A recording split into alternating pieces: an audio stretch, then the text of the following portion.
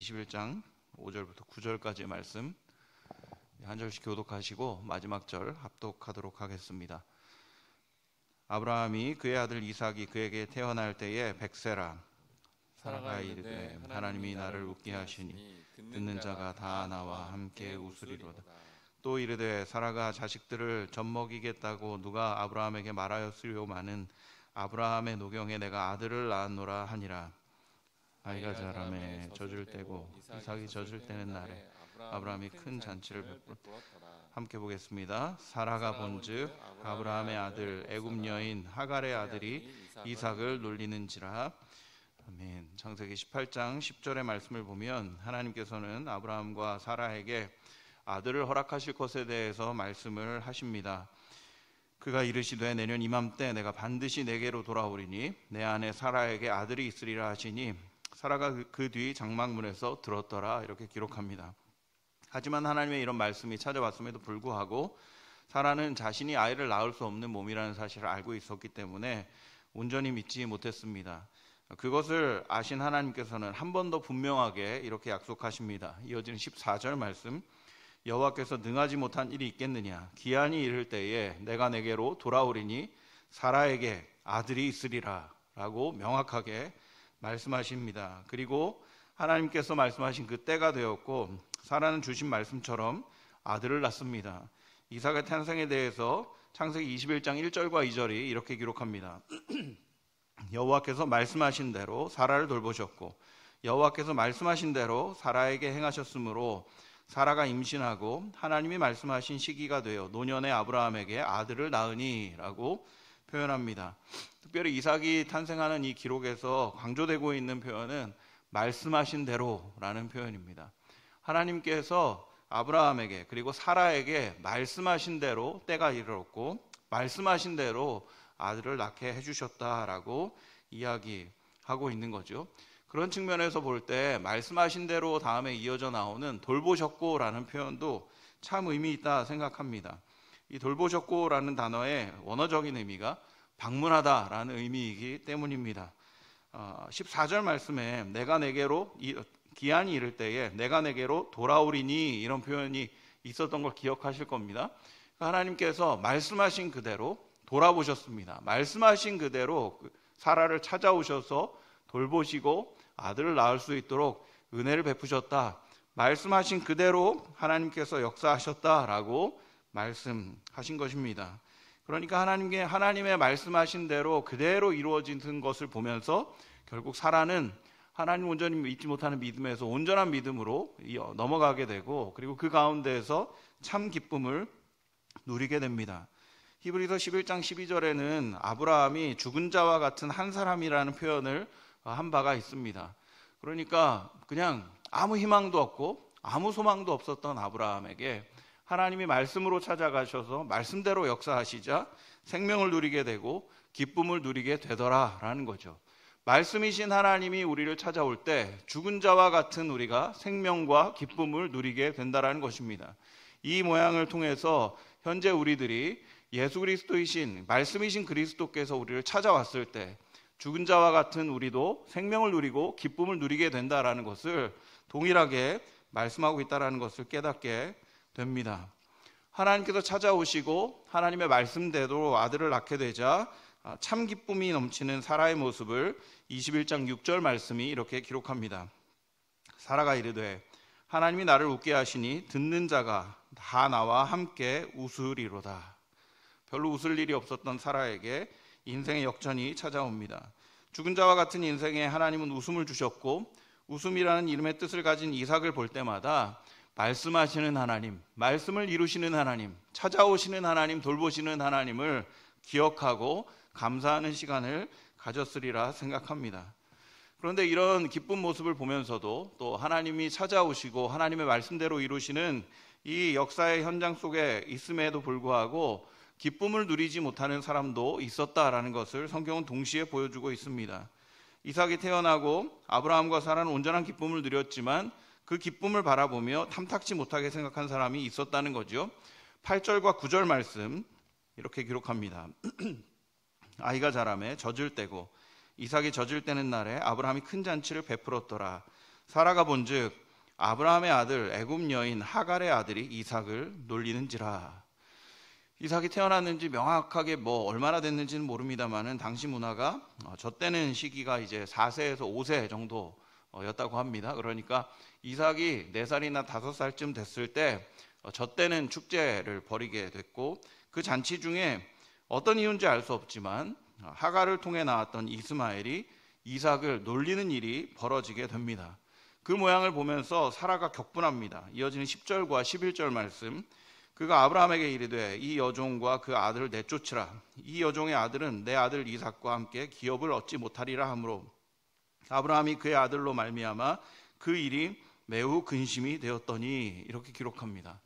한번 생각해 보세요. 그 잔치에서 이삭이 막 뭐 4-5살이니까 얼마나 철없겠습니까? 막 이렇게 장난하고 그러니까 형인 이스마엘이 좀 놀리지 않았겠습니까? 에이, 저 아직 어려가지고 말이야. 그랬더니 갑자기 날벼락 맞은 거죠. 사라가 그걸 보더니 아니 내 아들을 돌려? 이러면서 너는 이제 우리 기업도 못 받을 거야. 내쫓아버려! 이래버린 겁니다. 여러분 어떻게 생각하시나요? 좀 사라가 너무한 것 같지 않습니까? 쭉 살펴보면 그래도 좀 너무했다. 자기 아들 못 낳아가지고 자기 몸종 들여가지고 이스마엘 낳아놓고 지금 자기 아들 낳으니까 이제 필요 없다 이거야? 이런 생각들이 저희 마음속에 드는 것이 사실입니다. 그런데 이 이스마엘의 행동에 대해서 바울이 평가한 것을 보면 좀 다른 생각을 하게 됩니다. 갈라디아서 4장 28절에서 29절 말씀 이렇게 기록합니다. 형제들아 너희는 이삭과 같이 약속의 자녀라. 그러나 그때의 육체를 따라 난 자가 성령을 따라 난 자를 박해한 것 같이 이제도 그러하도다. 이렇게 기록합니다.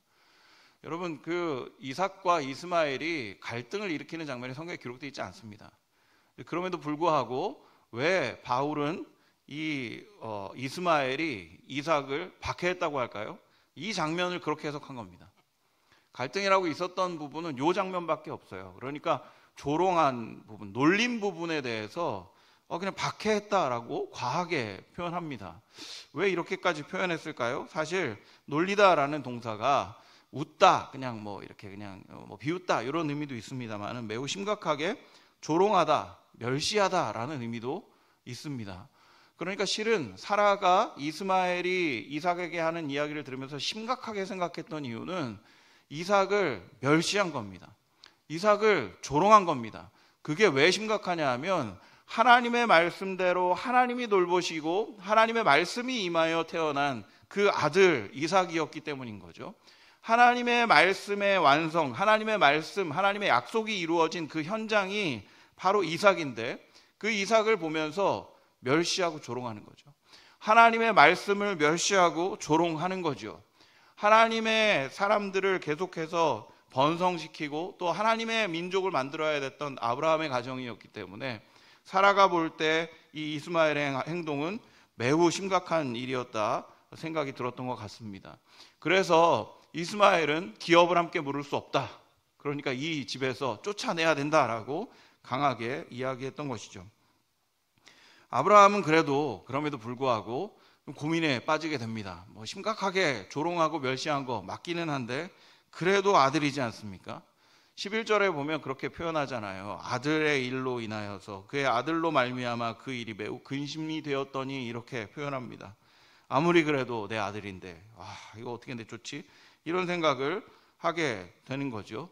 그런데 그때 하나님께서 굉장히 쉽게 길을 열어주십니다. 12절과 13절 말씀 이어져서 이렇게 기록합니다. 하나님이 아브라함에게 이르시되 네 아이나 네 여종으로 말미암아 근심하지 말고 사라가 내게 이른 말을 다 들으라. 이삭에게서 나는 자라야 내 씨라 부를 것임이니라.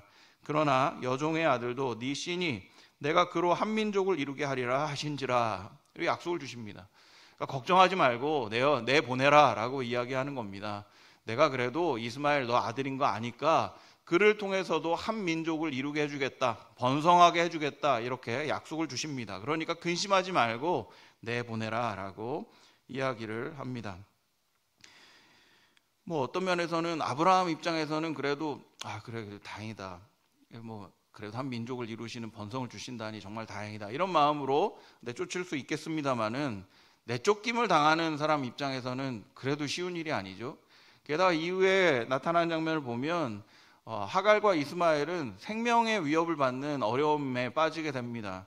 갈 길 없이 내쫓김을 당했는데 그나마 가지고 왔던 음식과 물까지 다 떨어져 버리게 됩니다. 광야에서 이제 그냥 죽을 날을 기다리고 있는 그런 상황이죠. 통곡합니다. 아들과 멀리 떨어져 통곡합니다. 뭐 그런 거 아니겠습니까? 사랑하는 아들이 굶주리고 사랑하는 아들이 목말라서 죽어가는 모습을 바라보면서 그 옆에 있기 어려운 거죠. 멀리 떨어뜨려 놓고 하갈이 통곡합니다. 그런데 이때 하나님께서 통곡하는 하갈에게 찾아와 말씀하십니다. 이어지는 17절부터 20절 상반절 이렇게 기록합니다. 하나님이 그 어린아이의 소리를 들으셨으므로 하나님의 사자가 하늘에서부터 하갈을 불러 이르시되 하갈아 무슨 일이냐 두려워하지 말라. 하나님이 저기 있는 아이의 소리를 들으셨나니 일어나 아이를 일으켜 네 손으로 붙들라. 그가 큰 민족을 이루게 하리라 하시니라. 하나님이 하갈의 눈을 밝히셨으므로 샘물을 보고 가서 가죽 부대에 물을 채워다가 그 아이에게 마시게 하였더라. 하나님이 그 아이와 함께 계심에 그가 장성하여 이렇게 기록합니다. 하나님께서는 위기에 빠진 하갈과 이스마엘을 구해 주셨을 뿐만 아니라 큰 민족을 이루게 할 것에 대한 약속을 직접적으로 허락하셨고 또 이스마엘이 장성할 때까지 함께 해 주셨습니다. 죽은 자와 같았던 아브라함과 사라에게 생명의 이삭을 주신 하나님은 광야에서 죽은 것 같은 하갈과 이스마엘에게도 찾아가시고 생명을 허락하시고 함께 해주시는 동일한 은혜를 주시는 것을 발견하게 됩니다.